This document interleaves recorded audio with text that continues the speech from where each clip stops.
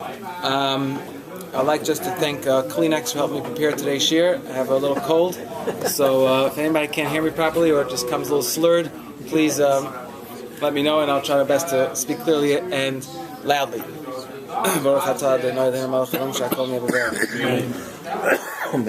Okay, so today we're going to try to blitz through the ABCs of the Minim, acquiring, binding, and choosing Minim. I did not prepare specific booklets with my Makomis because we're really going to try to cover a lot of information from the Mishnah Brura in various Simonim of the Minim. We're going to actually go backwards and start with C, choosing, and then discuss the binding, putting it together, and then a little bit discuss the acquiring of the Minim. So, I just want to intro with, there are basic Kollel, certain principles that exist within the halachas of Minim. We're going to reference them a couple of times, just to be everyone should be familiar with the words. First of all, let's just start with the pasuk. The pasuk in Parshas Emor says, "Ulekachtem lochem bayom harishon." We should take on the first day of Sukkot, pre-Eitz Hadar, a beautiful fruit, kapos tamarim, which is a branch from a tamar tree, anaf eitz avos, a tri-leafed branch, arvei nochal, and willows that grow by the brook. We should rejoice before Hashem Shivas Yom for 7 days. So this is the pasuk. We're not going to go through all the Gemaras which darshan this pasuk, but this is the basic pasuk we learn from here. We have to take the esrog, the lulav, the hadassim, and the aravos on the first day of Sukkot. The Gemara explains that the mitzvah in the Mikdash was all 7 days. Nowadays, the only mitzvah mid'oraisa is the first day, and then the second day here in Chutz La'aretz as well, basically. And the rest of the days of Yontif, it's a takana, a Rabbi Yochanan Medzakai, that we should be ready. Any minute the Beis HaMikdash will come back, and here b'yameinu, we shouldn't lose our regular taking of lulav and esrog every day, so therefore we do the lulav and esrog the rest of the days of Sukkot, nowadays only midrabanan.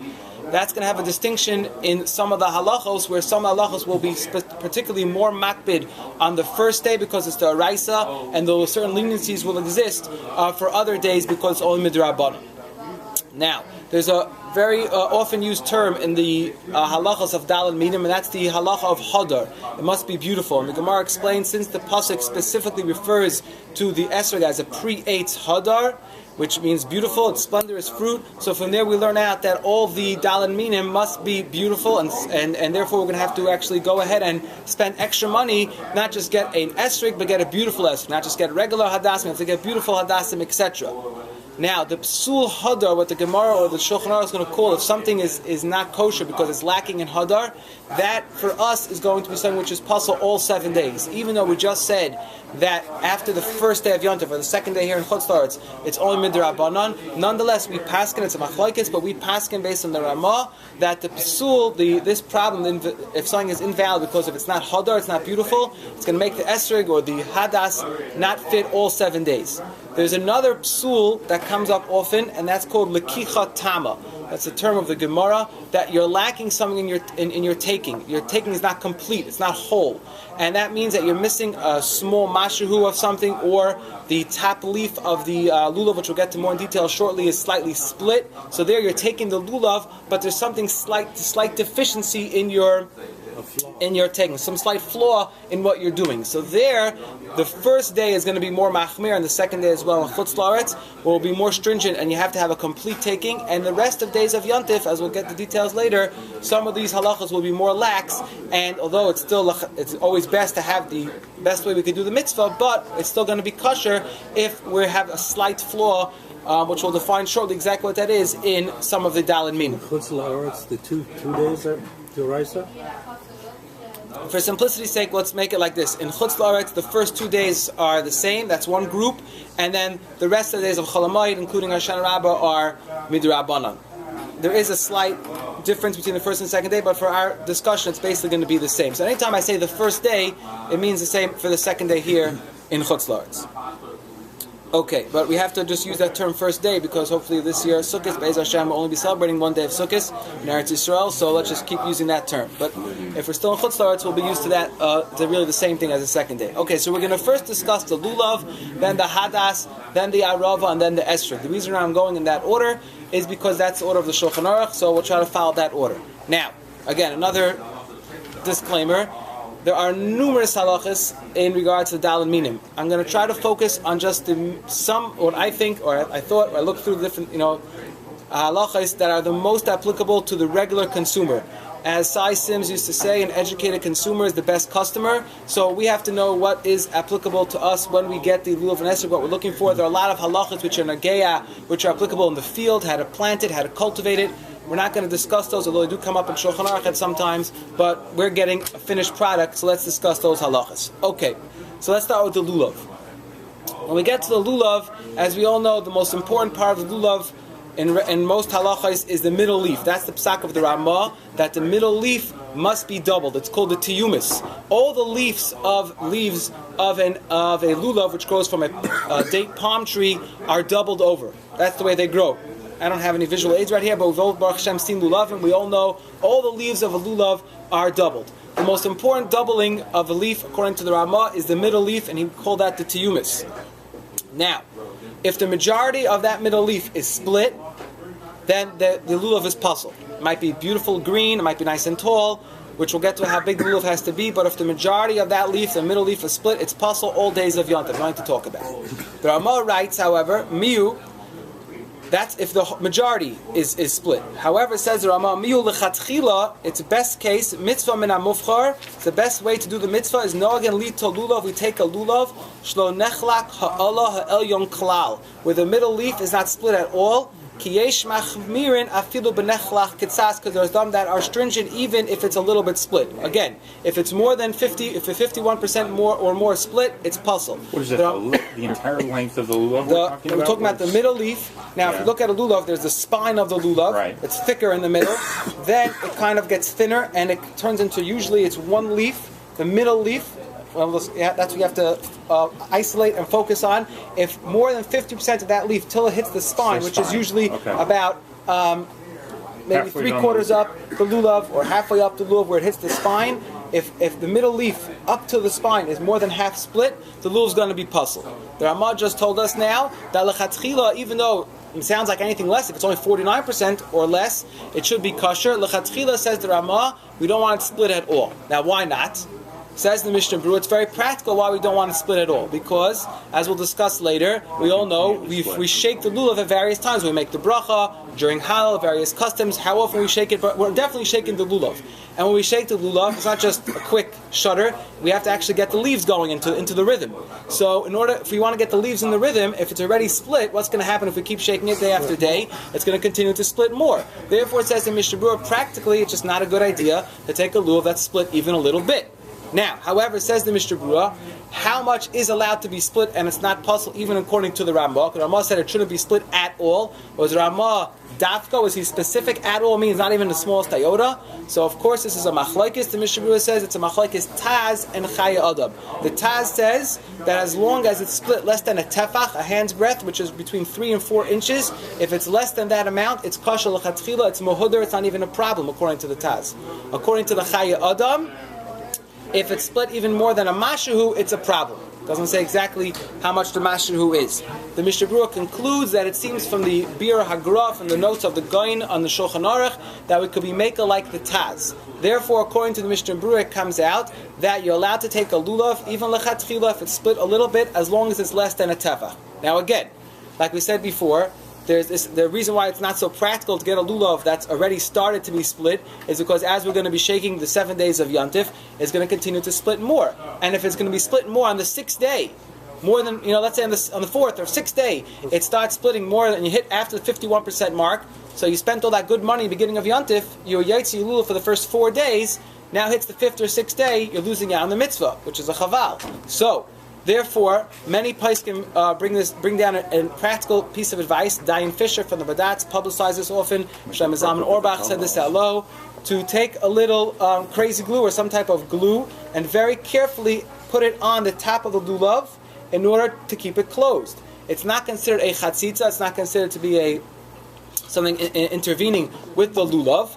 And according to the Diane Fisher from the Badatz and of Shlomo Zalman Auerbach, this is l'chatchila. It's not a problem. You can do this, and it's kosher. So if you get a lulav and it's slightly split on top, as long as it's not a hemnik, which we'll define in a minute what a hemnik is, as long as it's a regular split, just a little bit open, put a little crazy glue on, maybe ask Rabbi Frank or someone who's malumid, who's used to dealing with lulav, how to do it properly. You don't want to end up pouring a whole bottle of glue on top of glue, just not practical. So just do this with great care, obviously, and you can therefore ensure that your lulav will stay stuck for the rest of Yontif, and you can shake away, and you won't have any problems of it continuing to split. Now, Rabbi Liz, want to say something? Yes, I wanted to ask. You said that the reason was a practical eitzah. But Lamaisa, didn't the Ramah say there were some opinions that it's possible even with split? Yes, I don't want to focus on that because it's going to take us into a whole other machlokes. I said the Mishnah Brewer says the reason why we have to be careful, Mishnah Brewer learns the reason for the Ramah to be machmir is because it shouldn't split more. Okay. That's the Mishnah Brewer's understanding. Now, there are other Acharim who understand the Ramah differently, but that's the general, we're going to go with the Mishnah Brewer. And the bottom line is, as long, we're saying with all the during and everything, the bottom line is if it's less than 40 to 50% split, it's kosher. And it's kosher and you yotzi the mitzvah. You yotzi the mitzvah. It's more lachatchila to be more closed. For the practical advice, shouldn't split more, and it is more mahudr if it's meaning within mahudr. It's not like it's mahudr or bust. Meaning you have different levels of hiddur. The more better it is. So that's in regards to halacha that that sets it up to be more mahudr in halacha. Meaning again, just to clarify, if it's more closed, it's more mahudr. If it's closed all the way, it's 100% mahudr. According to Rabbi Zalman and Dayan Fisher, if you seal it with glue, it's 100% mahudr. Now, yeah. So if we're talking about crazy glue, sure. Can you use that for your aravos and your hadassim as well to keep those leaves stuck on? No, I don't think we'll see. We'll get to that later. Let's just stay focused on lulav for a minute now. Put your yarmulke. Now, there is sure. If it was split a little bit and you glue it together, you made it mahudr? It grew mahudr, and now if it just split a little bit from the shipping and handling and things like that, then if you glue together according to Dayan Fisher and Shlomo Zalman, it's 100% fine. However, you just put it back, like you're back to square one, so to speak. I heard though you prevented the hitter from continuing to go. Right. I heard from Rabbi Firschliter from Chicago. Someone asked him, he was a lulav meicher, he sold lulavim, he wanted to pre-glue the lulavim in order that people won't have problems. He'll have the best lulav on the market. I first told him it will be a mekach tois, you're not allowed to do that, because Lamaisa, this is a machlokes hapaiskim. Many paiskim do rely on this glue, and that's why I spoke it out. Many paiskim rely on it, but if you're going to trick the consumer into thinking that there's no glue, and you're not going to tell him. If you tell the consumer, it's one thing. But to go ahead lechatchila and to glue all the lulavim in order that everyone should know your lulavim never open, the never opening lulav, like the no slip talis. I don't know how they do that, but the same thing, the never opening lulav, I first said that would be a mekach tois. Now, there's a certain type of split in a lulav called a hemnik. It's a big machlokes how to define it. For simplicity's sake, a hemnik is when it splits like a V or like a Y, where it comes to a point on top where it's not just that it's not connected. You can have a leaf which is not connected, but they lay flat against each other. Just if you touch it, you'll see that they're separated. A hemnik is going to split like a V. If it's split like a V, even a mashruhu on top, it's puzzle. So that we have to look for much more carefully, because a hemnik doesn't make a difference if it's not right, even if it's only 1%, 2%, as long as it's nicker, as long as it's recognizable to the naked eye. You don't have to take the diamond loop and look on top of lulav, but any time the lulav is going to be split like a hemnik, and this takes practice to look at different lulav and to see what defines a hemnik. Because sometimes you lie lulav down flat on the table, you'll see the leaves will come back together. That might not be a hemnik. It has to be that the lulav, the leaves on the middle leaf we're talking about specifically is going to split like a V formation. Even if it's a small split, that's a psul hemnik, and that's puzzle. Even if you glue it together afterwards, it's too late.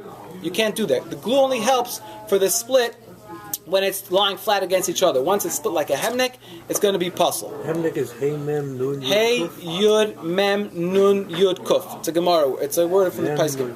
Hemnik. Okay. Now there's a common issue with lulavim, and in the Svarim it's called kara, which is like this brownish stuff. I don't know what the fancy English word for it is. I'm sure there's some sophisticated word for it. Husk or some brownish stuff that's stuck on your lulav. Now, the lulav grows naturally like this. If the brownish stuff is on lulav, there's advantages and disadvantages. The advantage is it's not split because all the leaves are held together by the brown stuff. Disadvantage is you don't know if maybe really it is split. So what do? This is a machlokes hapaiskim. The old minig in Yerushalayim, and this is the minig of many of the earlier paiskim, was that if the lulav has the kara on it, don't touch it. Just leave it alone. and we can assume everything is kosher.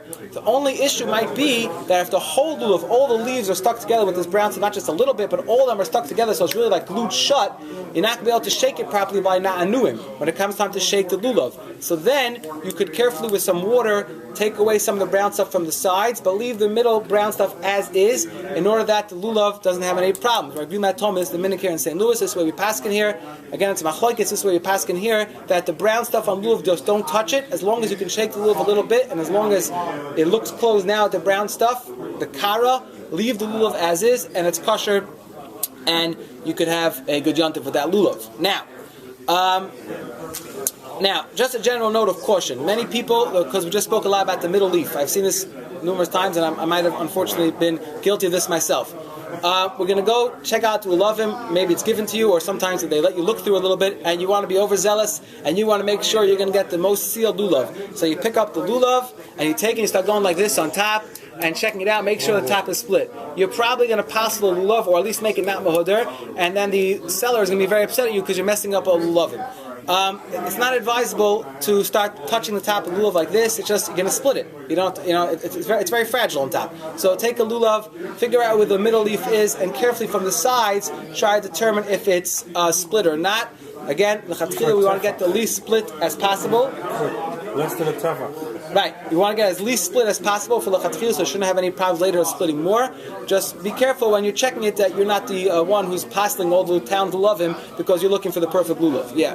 If your lulav isn't split at all, you can still put some glue on top of it to make sure that it doesn't split. Yes, that's no problem. But you just need a minuscule amount of glue, so just maybe use it like a Q-tip or something. You really need just a drop. So you just don't want to have that glue oozing down your lulav. Just practical. It looks like a kindergarten project. Your kid comes home, the glue's all over the place. That's not going to make the lulav look too beautiful. With your hand, you'd be taking Okay, those are the basic halachas of lulav I wanted to speak out. There are many other halachas of lulav. For example, there's a problem of a lulav hayavesh. If the lulav dries out too much, that's not really going to happen if you have a fresh lulav from this year, unless you leave the lulav in the car for a couple hours every day, which is not smart, so make sure you avoid that. Another issue of a lulav is nektam roishai. If the top gets cut off slightly, even a little bit, it's a problem. When you're going to get the lulav, it's not going to be a problem as long as you handle it with care. You shouldn't have this problem at all over lulav. Another problem, which the players can discuss often, which we're not really going to focus on too much, is when there's a funny setup with the middle leaf. Like we said before, every leaf is double. If, let's say, that the Siamese twin leaf is not fully even, one's a little more narrow, one's a little shorter. If you see a lulav like that, ask the Rav. It depends on the case. It's a lot of details. We're not going to discuss that case right now. Hopefully you'll get a regular lulav where the middle leaf is like a Siamese twin. The two leaves just equal up each other altogether. What about a lulav where the top is curled over? Okay, excellent. I wasn't going to bring that up, but there's something called a knippel lulav. It's a big machlekes hapaisim. A knippel lulav is when the top of lulav is slightly bent over. One thing I didn't mention, if the lulav is bent excessively, the shedra, the spine of lulav is too bent, that's a psul. That's not hadar, and that passes lulav. Now, you're not going to find those lulavim here when they come here. Because if you go to an open shuk, you might see some funny shaped lulavim. But here we're getting, finished, good quality merchandise. You're not going to see this psul. But sometimes there's something called a geknepel lulav, where it's slightly bent on top. Some Hasidim prefer it. The Marami Rutenberg from the Rishonim preferred it. The Rosh said it's puzzle. It's a machlokes Rishonim. Most people do not use that type of lulav. Some people have a specific minig to use that lulav. If you're not sure, then probably don't use it. If you have that minig, then continue to go with it. So what was the reason why it was preferred is because it's much less likely to become split? It's not going to split. Right. But then maybe it could be it's puzzle because it's a deformity in the lulav. Right. So let's not spend so much time with that, but that's the basic idea. Most of them we're going to see here, I can imagine, are not going to be knippled, are not going to be bent over a little bit, and therefore you won't have this shiloh. Okay. When checking your lulav, it's probably best not even to touch the top. Right. Now, right. It's just fragile. Just it's a taifa. You also don't have to worry about nektam. Right, you don't have to worry about nektam, but most of the time you don't have to worry about nektam either unless you know that something happened. Meaning you can tell if it was snipped on top. Because it comes to a point, so if there's no point on top of the lulav. Okay, it could be, you're right. Again, we're not dealing here with an open shuk, so we don't have some of the shilohs that exist when you're going more to an open marketplace, because at the end of the day, the delivering here, or the shipping here is good merchandise. Okay, hadassim, let's discuss hadassim. As we know, we take 3 hadassim. As the Gemara darshan is from the pasuk, when we read the pasuk before, Anaf eitz avos, those 3 words to refer to hadas, and the Gemara makes a drasha that we require to take 3 hadassim. If we're stuck somewhere in Antarctica, you only have one, you get to the mitzvah, but anytime l'chatzchila we should have hadassim, we should always have 3. Now, Is that because of the 3 words or not? yeah, that's what more darshans are from. Now, the most important halacha of hadassim is that the hadassim have to be meshulush. Meshulush means they have to be triple leafed. Now, that opposed to what the Gemara calls a hadas shaita, a foolish hadas, loosely translated. What that means is as follows.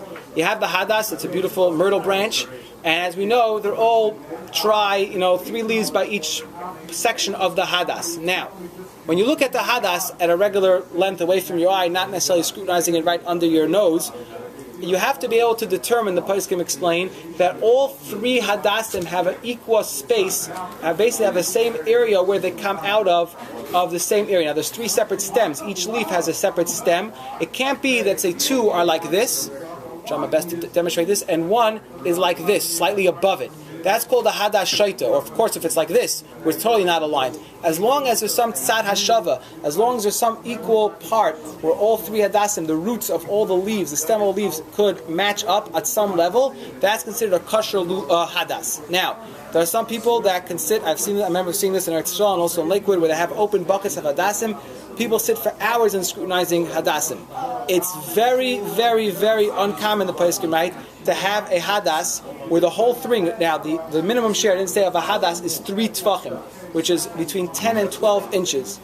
Let's just say, for argument's sake, the share of a hadas is 12 inches. It's very uncommon that the whole 12 inches of a hadas is going to be completely meshulush, that every single part of it is going to have that, 3 leaves that are coming out of basically the same area. Often, you're only going to have roiv of the hadas and meshulush, and that's what we have to use.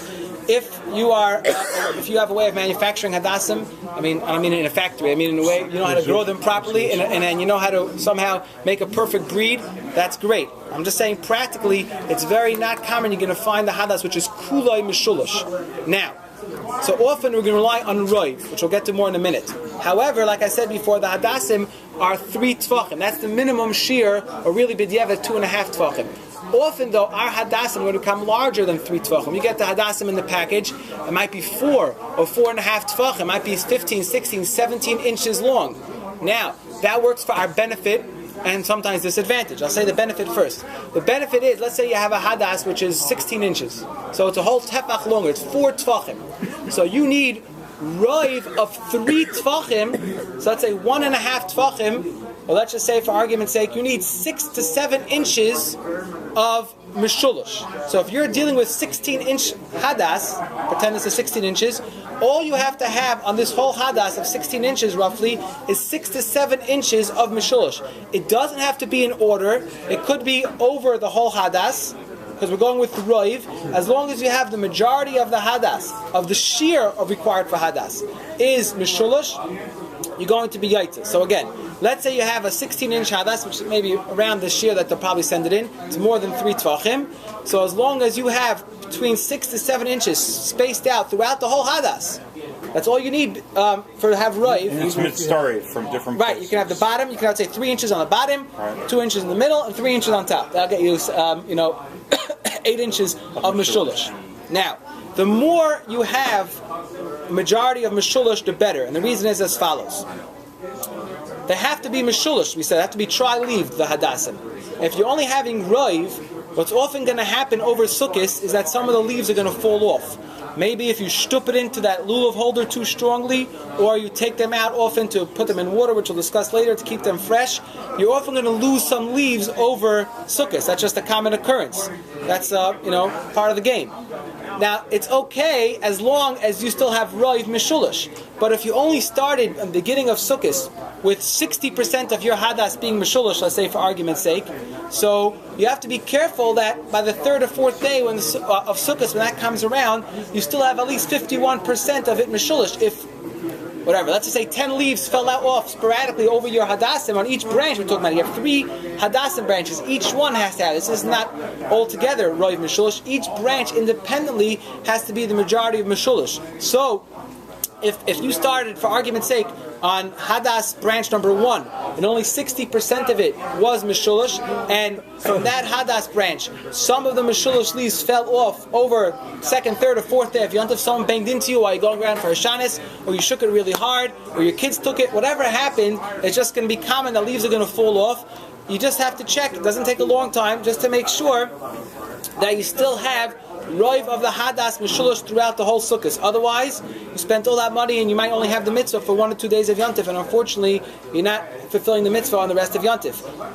Possibly. So to each of the 3. Each of the 3. Now, B'di'eved, I want to save everybody here, I want to make everybody have problems. B'di'eved, as long as one of the Hadasim is still Roiv Mishulish, you're going to be to the mitzvah. But l'chatchila, we want to have at least we want all 3 of the Hadasim to still be Roiv Mishulish throughout Sukkot. So if they're going to fall off, or if you didn't keep your Hadasim moist every day, they're going to dry up and fall off. Or they're going to get wilted, and wilted is also a problem. It's as if it's already gone. It's yavesh. If it starts losing its color or the stem dries out, again, if you're going to leave your hadasim and lulav in the car, it's not a good idea. It's going to dry out very quickly, even if it's cool outside over Sukkot, which hopefully will be nice weather. But still, it's going to the car gets hot. It's just not a smart idea. Again, so the most important part of hadasim is mishulish. That's the main issue. You got to check that, even though we get the pre-packaged hadasim, which usually has a hechsher on it, which is very important and very good, but often through the shipping and handling, or if it wasn't refrigerated properly while it's being shipped, you're gonna have to ensure that at least roiv of it is mishulish by the time you get it. Another just piece of practical advice, I see people have this issue all the time. You're gonna shtup the hadasim into the holder. Make sure you don't shake off the leaves, because if you start off with a good hadas and then you didn't stretch out the holder before you put the hadasim in, it's just a tight fit. You're going to shtup them all in at the same time, all the whole bundle of hadasim like this. It just mitzias is you're going to lose leaves. So put one in at a time, and you'll be you have all your leaves intact, hopefully. Okay. What else do I want to say about hadasim? So it's good to get a wide one. It's good to get a wide one as much as you can. If it's not so wide, you could just squash it down a little bit, widen it. Accordion it, right. Just squish a little bit before you put it in so that the holder is just more wider, because often they've been pressed together by shipping. Just eitz taiva to fit it in. Now, some people don't use those holders. That's fine. Just same issue. Just when you're holding the hadasim, if you tie them on directly to lulav, the same idea. Just don't be careful when you're handling it. You're not losing out on the shiur of mishulish. So we discussed by hadasim the idea of it has to be mishulish. That's the most important basic halacha of hadasim, and also to be careful with the leaves falling off from the hadasim. And the idea also, if it gets dried up, it's also going to be a problem. It's as if it's falling off, if it's getting wilted. Same way the brown stuff is okay. Put in this just assume that whatever's in there.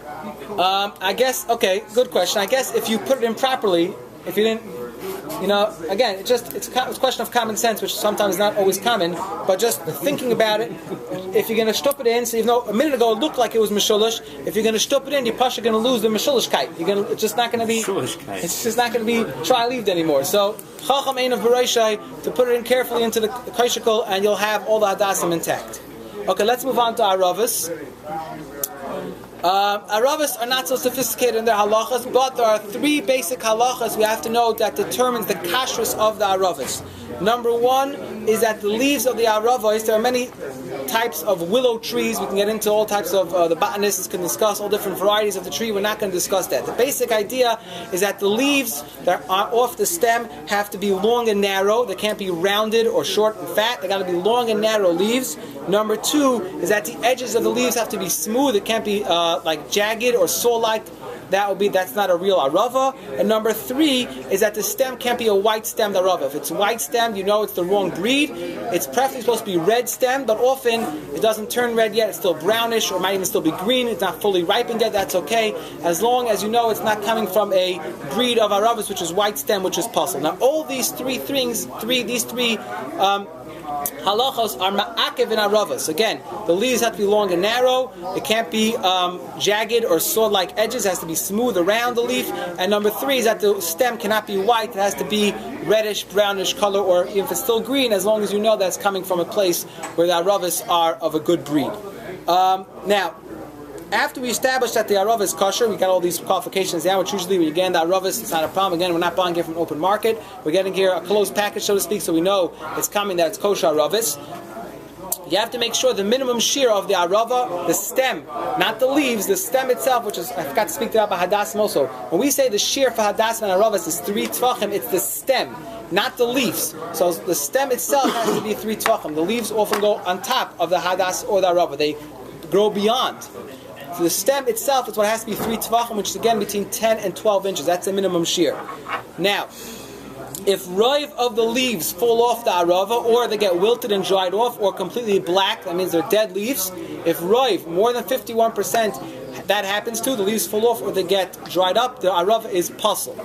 Anything less than roiv, the arava is still kosher. 49% is still is dried up. If 49% of the leaves fell off, or as long as you have 51 or more percent that's kosher leaves, the arava is still kosher. However, the Mishnah Berurah writes, if aravas are easily available, and often they are, it's the easiest one of the dal minim to grow. Often you can grow aravas locally, or even if they're not local here in St. Louis, they're not coming from Eretz Yisrael, they're not coming from the desert where the lulav are coming from. They're coming from local places. In Muncie grows a lot of aravas, or even in Brooklyn people grow aravas. I think St. Louis some people have their own aravas bushes also. The Mishnah Berurah writes that although it's kosher, even if only roiv of the aravas is left intact, if it's possible to get more than roiv, it's possible to get the whole arava to be intact. That's lechatchila, and we should try to have aravas. Some people change aravas every day. You don't necessarily have to, as long as you're keeping them fresh. Now, one of the most important halachas of the arava after the shear and after you determine that it's a kosher breed is the top of the arava. The top of the arava, if it's nektam, if it's cut off, which is sometimes hard to determine, that is puzzle. No ifs, ands, or buts about it. Aravas grow with a leaf on top, which in the halacha is called the lavluv. The Bali Diktuk are very perturbed where that word comes from. I don't know either where it comes from, but that's what it's called in the Sfarim, the lavluv. The lavluv is the top leaf where it protrudes out of the stem. It's a singular leaf, it just comes straight up, and if you have an arava which has that leaf on top, then you can be for 100% sure that the arava was not trimmed on top. Sometimes you get aravas with that, so then you're good to go. Often aravas don't come with that, so it just takes try to look carefully at the top of the arava and try to determine if the stem was cut on top. If the leaves are just slightly cut on top, that's not a problem. As long as you have most of the leaf there, that's not an issue. But if the stem is even cut a little bit on the arava, that's going to be puzzle. Okay, that's basically it for the aravas. Now let's get from the bottom. It's not a problem. No problem. If you have a very long arava, you can snip off the bottom, and that's going to be okay. At some point, like let's say you have your own arava, but you cut it last year, right? Right. So, I mean, it's the same.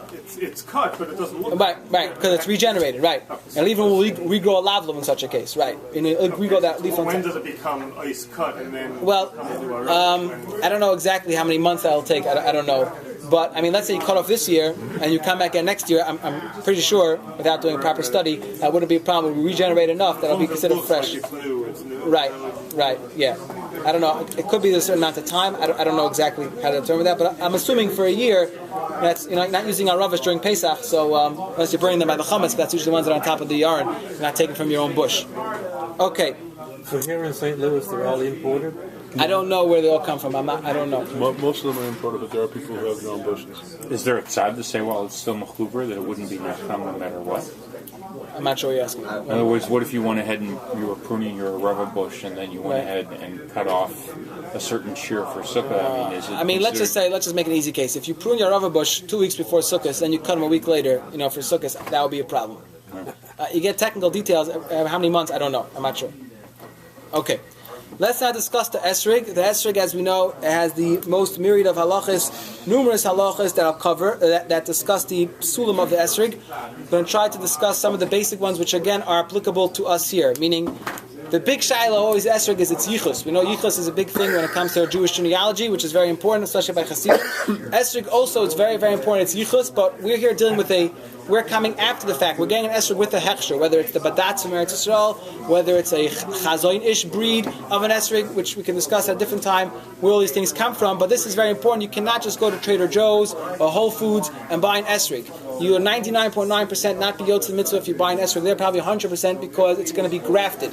any non-esrog grower, anybody just grows citrus fruits, and they might grow esrogs for whatever reason they might sell it for, they're going to graft it with a lemon tree, and a grafted esrog is possible 100%, nothing to talk about. So you must buy an esrog with a hechsher on it, otherwise it's 100% not kosher. This year, all the more so because of Shemitah. Shemitah, right? That's another issue. Or Orla, if the tree is within the first 3 years, it's also an issue. We're not going to discuss those halachas. We're only getting a esrogim here with hechsherim on it. Step 2. Spots on an esrog. So here we go.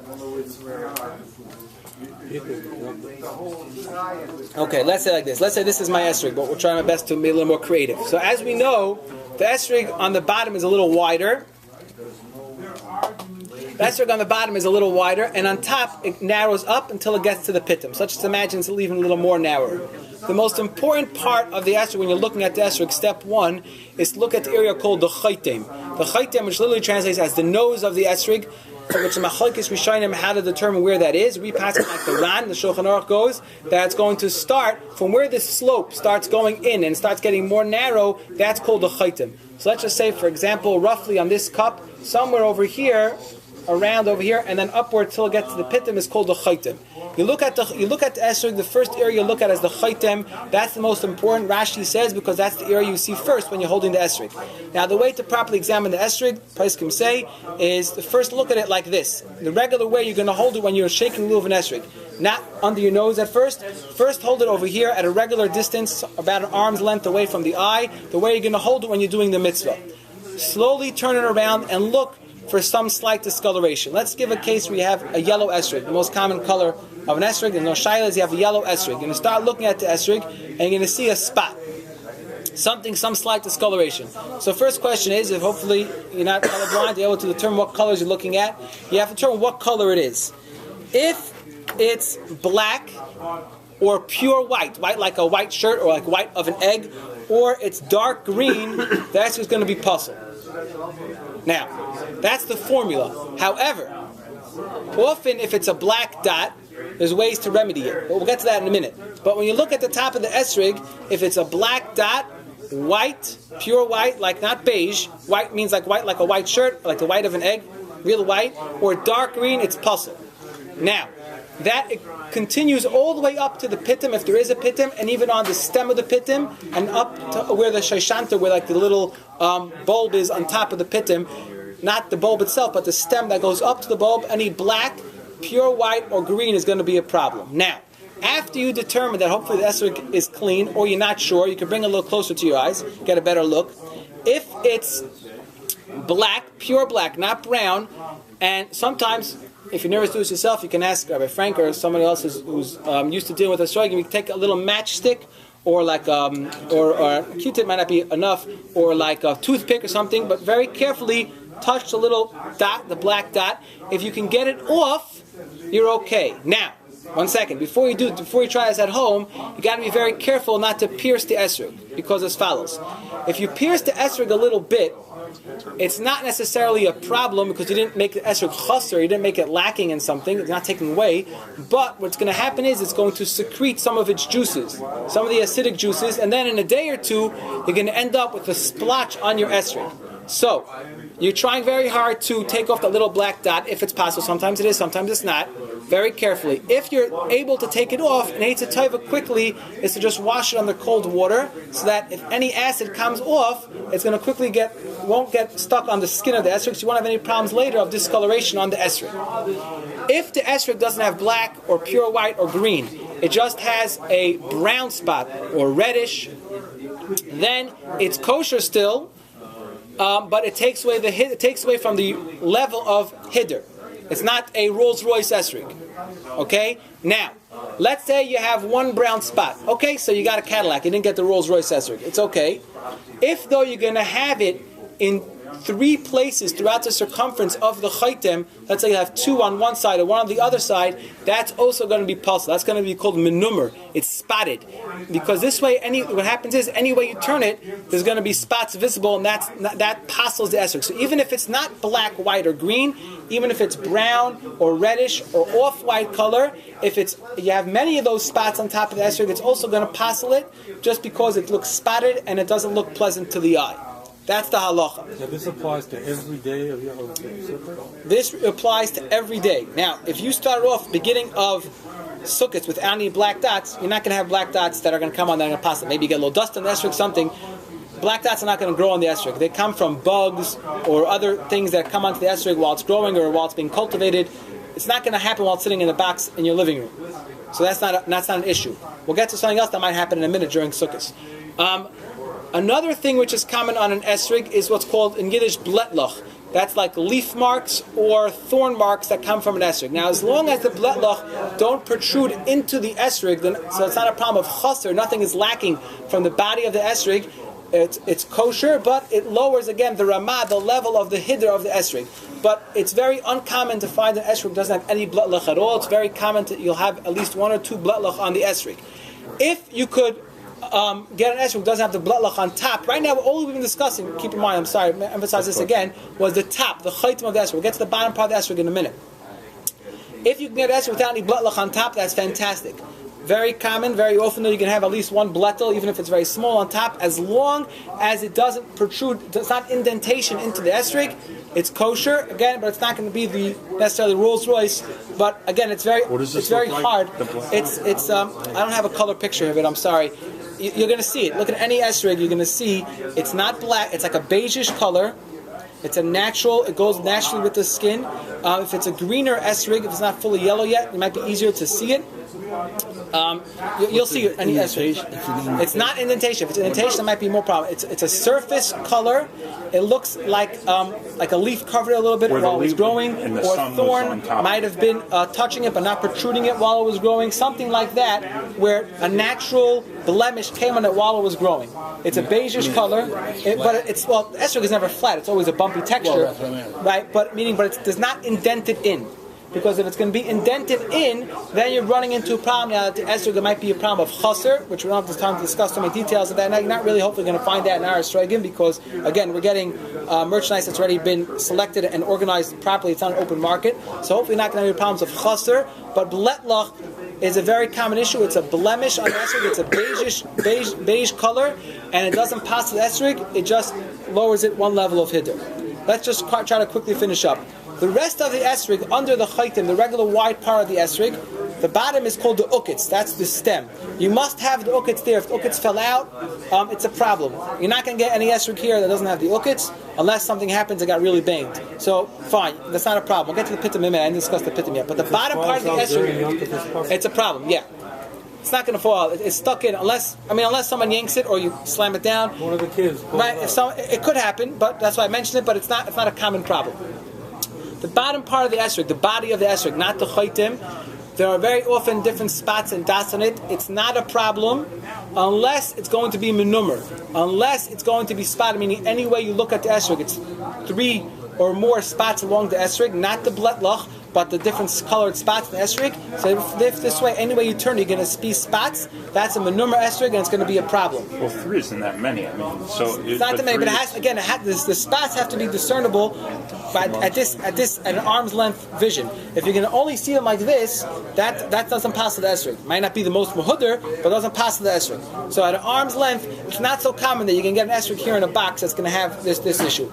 Is there a shiur that we're talking about as far as the menumer is concerned? As far as each, as long as it's recognizable at arm's length, and you have 3, so you have any way you turn, you're going to see it. The way I'm saying 3 because I'm imagining it's like 2, 1, 2, and then 3. So it's kind of around the whole circumference of the esrog. So any way you turn, it's going to be visible. But if you have 3 only in one spot, as long as it's visible. Let's quickly discuss the pitim. We got to finish up. As we all know, if the pitim falls off so if you have an esrog with the pitim, you bought it with the pitim, you saw the pitim falls off on sukkahs, it's a big problem. That's why some people don't want to have an esrog with a pitim. We'll get to that in a minute. But there's really 2 parts to the pitim. There's the stem of the pitim and the bud, the shoshanta, the little bulb on top of it. If just the bulb falls off, you're usually pretty good, because that stem is what's the ma'akev on the pitim. If you have just the top little ball falls off, and as long as you have part of the stem, it's kosher. After the first day. The first day it's going to be puzzle, but after that it's going to be kosher for the rest of Yontif. We don't have time to get in really right now. There's a lot of details of how you can tell if a pitim fell off before it grew, after it grew. Hopefully if you're getting a esrog with a hechsher on it, they tell you it grew without a pitim, or the pitim fell off at an early stage and it's covered over now with a scab-like on top, then you don't have to worry about it. If there's a suffix when the pitim fell off, meaning you got it without a pitim, and it looks like the pitim fell off in early stages of growth, then the Sharatzian is makel and says you don't have to worry, you don't have to be concerned the pitim fell off later. Not everybody agrees with the Mishnah Berurah, but the psak of the Mishnah Berurah is if you cannot determine when the pitim fell off, again, this is not because you see a pitim now, you know, it's really you can't tell, then the Mishnah Berurah is makel. Crazy glue doesn't help. No, crazy glue will not help over here. Okay, we got to quickly finish up. I just wanted to point out a couple halachas in the binding. We only really got through C. We didn't get back to B and A. So let's just try to zip it. We got binding. We have to. The halacha is zeked and aveo. The Gemara learns from here. We have to bind the lulav, hadassim, and aravas together. Just a couple of halachas that sometimes people don't realize. You spend all the money, you got a beautiful lulav, esrog, hadas, and ravis. You spend all that money, everything's kosher. You might mess it up when you bind it, as follows. You might not be chas be the mitzvah properly. When you're holding the lulav, the shedra, the spine of the lulav, not the back of the lulav, the spine, the green spine should be facing you. You should be seeing that spine when it's in the lulav holder. That's step one. Step two is that the 3 hadassim are on the right, the 2 hadassim are on the left. Even for lefties, that's the way it is. The aravas are on the left, hadassim on the right. Again, we spoke about before, being careful how you put it in. Now, how many rings do you need? The halacha is you're supposed to have a kesher shel kayama, a real knot that binds together the 3 minim, the lulav, hadassim, and aravas. We're yaitze that with those people who use the koshikol, the handle, the holder on the bottom. Most people have that minig. That's considered kesher shel kayama. Now, so you put the lulav in the middle, again carefully, and the hadassim and aravas carefully in there. Many people will take another lulav leaf and wrap it around just to bind it together tightly. On the lulav itself, there's various minhagim. Some people have another 2 rings, some people have 3, some people have 5. Each person can follow his minig. However many you're going to put on the lulav itself, you must be very careful not to put them too high up. Because like we said before, the halacha is when you shake the lulav, the leaves actually have to shake. Therefore, the Mishnah Berurah paskins, the top tefach of the lulav should be without any rings. Many times, unfortunately, you see people that put the rings and they just put them all the way up and they're up towards the top. I think it's good. This way they'll keep the lulav tight. It might be good in theory, but it's not good in halacha because you can't shake the leaves. The top half, the top tefach of the lulav must be totally exposed without any rings. Furthermore, when you're holding it in the holder shouldn't be too far up. Sometimes some people put it like halfway up the lulav. That's also a problem. The lulav, the top tefach of your lulav has to be after the hadassim end. So if you're going to put the holder up too high, you're going to have the hadassim basically coming up to the same height as the lulav. That's a no-no. It must be lower down. The top tefach of lulav must be totally by itself. The hadassim, al pi Kabbalah, we pass on this, must be slightly higher than the aravas. So the lulav in the middle, lulav is the highest, hadassim a little bit higher, the aravas a little bit lower. Okay, lulav the highest, then hadassim, then aravas. Another halacha is that when you're holding it, be careful that you're actually holding the hadassim and the aravas in the holder. Some people just hold it from the bottom. They kind of like this on the bottom of their lulav. They're not holding the hadassim and the aravas. They're only holding the lulav. That's a problem. You got to hold it, the whole thing. Now you don't want to squeeze it too tight because you just don't want to lose all the leaves. But you got to make sure you're holding the hadassim and aravas and the lulav. Another halacha which some people are not familiar with, that Mechaber Shulchan Aruch passes like this, and it's brought down the halacha that on Hashanah Rabbah we remove the rings from the lulav. We leave the lulav in the koshikol and the holder on the bottom, but the leaves that are actually on the lulav, the 2 or 3 or how many you have on lulav, are removed. I once had discussed that with Rav Shiur on Hashanah Rabbah. I don't know where he got this minig from, but his minig was he only removed the rings after halal before the Haishanis.